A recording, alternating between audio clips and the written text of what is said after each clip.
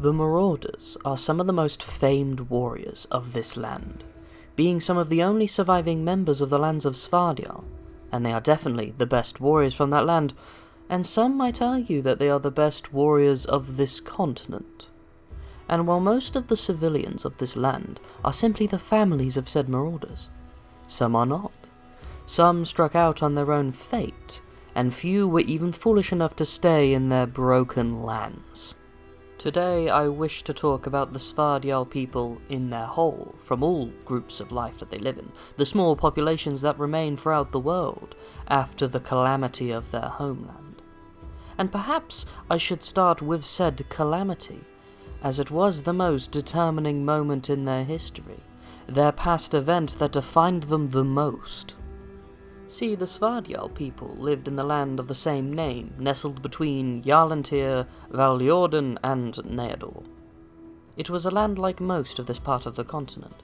Tribal, close-knit peoples, communities, flying and raiding across the skies, along all of the mountainous peaks where the plunder was ripe.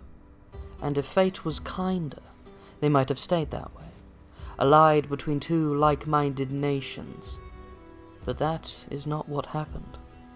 Instead, the land was irreparably changed and swallowed them into the earth, its harsh, demonic maw ending most of their lives at once.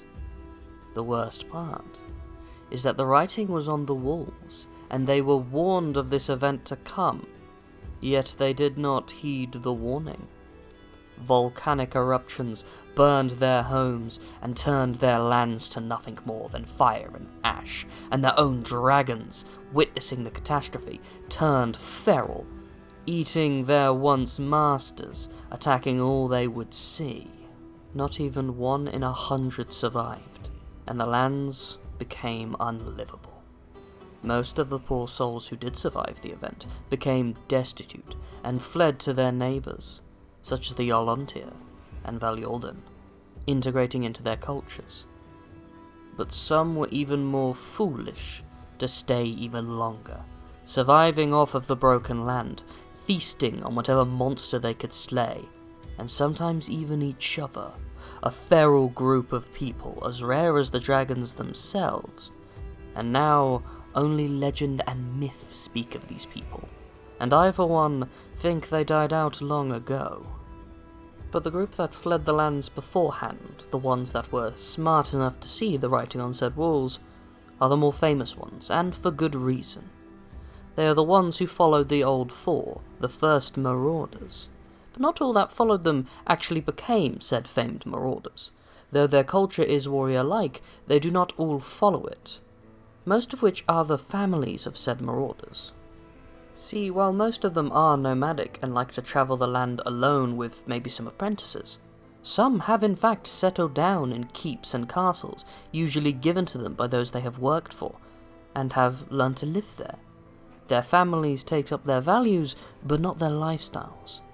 In a way, they become a noble knighthood for the local kingdoms, and many different ones have joined them, and many are formed under different nations. Perhaps you yourself has even seen a lone marauder wandering into the wilds, only to suddenly be flanked by their partner and maybe even their kids, travelling together on their dragon, raising their children to have the values of a marauder. And while not all of them will take up the career path, they will be of their people's course. And over the years, what was once a race of people turned more into a culture and order of dragoneers. Anyone of any birth can become a marauder should they be true to the teachings of the Old Four.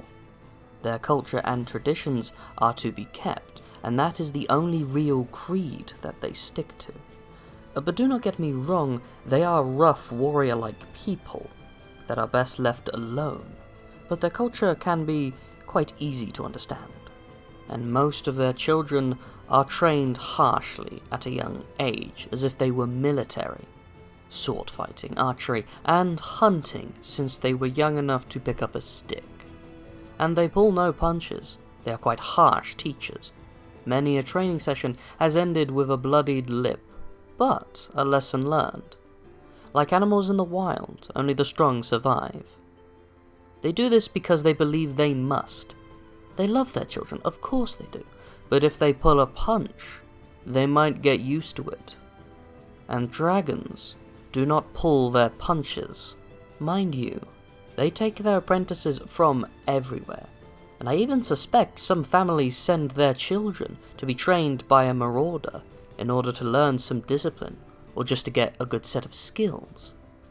And since they take multiple apprentices, they make sure that they are more like teachers in a few regards, at least some of them do. But if they are not a natural-born Svardjäll, they might not survive the treatment, so it's not exactly a program I would recommend. They are a harsh warrior culture, do not get me wrong. They live a harsh life. Their children don't always make it to adulthood. This is viewed as a tragic event when it happens, and they do not take such things lightly, but they still view it as needed. Their moral code can be a bit bizarre at times. See, they have a strong sense of belief, honor, and prowess. Yet given the region they are from, it's not too surprising that they are openly accepting of raiding, smuggling, and pirating. It is a strange culture of might makes right, yet keeping to your word and accepting all cultures around the world, openly working with them and sometimes encouraging them, even if they disagree with what they think. But they are also likely to steal their caravans. It's quite bizarre. In fact, I suspect that a lot of their teachings are about this, knowing who to raid and who to trade with and work for. And that war times, well, it's just perfect for them. During this Age of Ashes, the Marauders have thrived, and in doing so, the Svadial people have been allowed to continue, working with larger nations like the Skald, and more of them are even settling within these lands. But unlike most who settle down like this, they are refusing to adopt local cultures, and are keeping to their own as a minor vassal state of a way. There is probably no more famous example than the fortress city on Hunvaten Lake within the mountains, which acts as a sort of stronghold and cultural capital for the Marauders and other refugees of Svadial. From here, many bands of Marauders have formed mercenary companies and raiding parties. Even those from outside have started settling here. They might not even be of Svadial descent, but see it as a good land to learn good strong values, how to fight, and how to recruit from. It is a fortress set up almost solely for military endeavours. It is a rough place, don't get me wrong, I wouldn't go down any dark alleyways there. But it is a good start if you are looking for a strong pair of hands. I've even seen the likes of storm raisers looking to get some backup in this unfamiliar land of theirs. And whenever a Wingard commander wishes to hire some strong mercenaries, they always come to Hunvaten Lake. If you're just looking for a fight, this is also a good place to go. The few that remain of the Svadial people that are not marauders but were smart enough to leave their broken homeland have found that their culture and lifestyle perfectly fits the life of a mercenary. Most mercenaries born into the lifestyle have some Svadial blood in their veins to this day. They come forth into the modern day while keeping their warlike and warrior culture. It is quite remarkable. And I suspect if their history did go a little differently, they would have either been wiped out long ago for their violent nature, or be assimilated and annexed into their stronger neighbours. Bizarrely for them, being forced to leave their home might have actually saved their culture.